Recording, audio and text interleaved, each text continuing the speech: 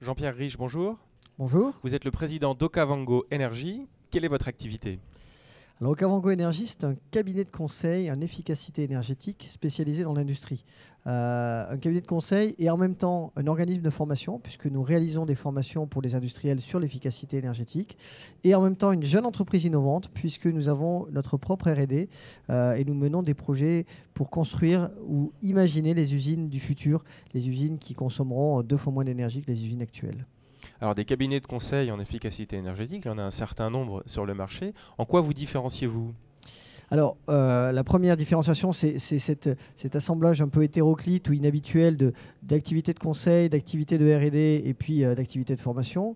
Dans l'activité de conseil, la particularité d'Okavango, c'est d'abord de s'adresser uniquement aux industriels et d'avoir développé une méthodologie qui s'appelle l'Energy. C'est une marque déposée par Okavango, une méthodologie qui s'inspire du lean manufacturing et qui permet à nos clients industriels de mettre en œuvre avec nous des programmes d'efficacité énergétique à court, moyen, long terme. Et nous les accompagnons dans la construction du plan d'action et dans la réalisation du plan d'action sur les 2 premières années avec cette méthode qui a, outre le fait d'être une méthode connue des industriels au sens du lean appliqué généralement à toutes les problématiques de performance industrielle et dans ce cas-là appliqué à l'énergie, c'est un autre avantage, c'est qu'elle permet d'aller chercher des économies quasiment doubles de celles qu'on va chercher avec une méthode traditionnelle uniquement liée à l'énergie, parce qu'on va aller chercher des économies dans des leviers sur la conduite d'exploitation ou sur le procédé que les énergéticiens tout seuls ne sont pas capables d'aller chercher.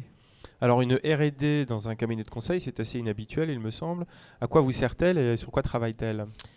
Alors, la R&D, elle était au départ uniquement destinée à développer des outils pour nous. Et je vais vous parler d'un outil qui, je pense, est très apprécié des industriels, qui s'appelle le Kaizen Linergy.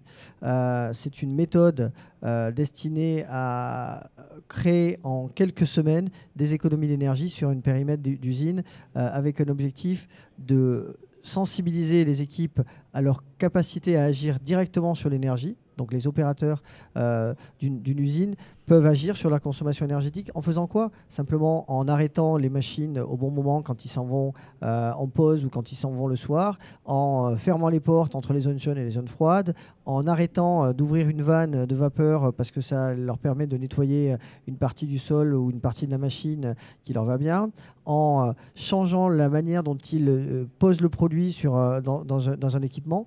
Donc ce sont des idées qu'ils ont quelquefois eux-mêmes, mais qui finalement n'ont jamais su ou pu exprimer, et que quand on leur donne la parole et qu'on travaille avec eux sur une demi-journée qui est la journée de Kaizen Energy et sort à fleur, et qu'ils arrivent à mettre en œuvre dans les 4 semaines qui suivent le Kaizen.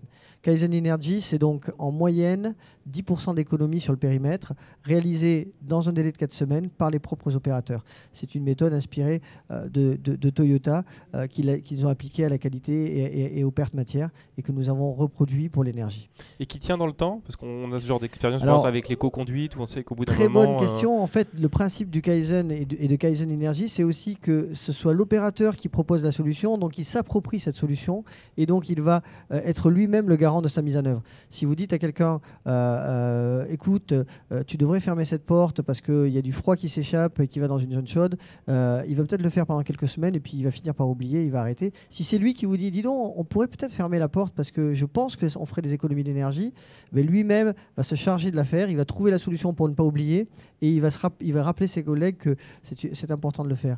Donc oui, quand ce sont les hommes qui sont les acteurs de ce gaspillage, qui conçoivent la solution, ce sont des solutions pérennes.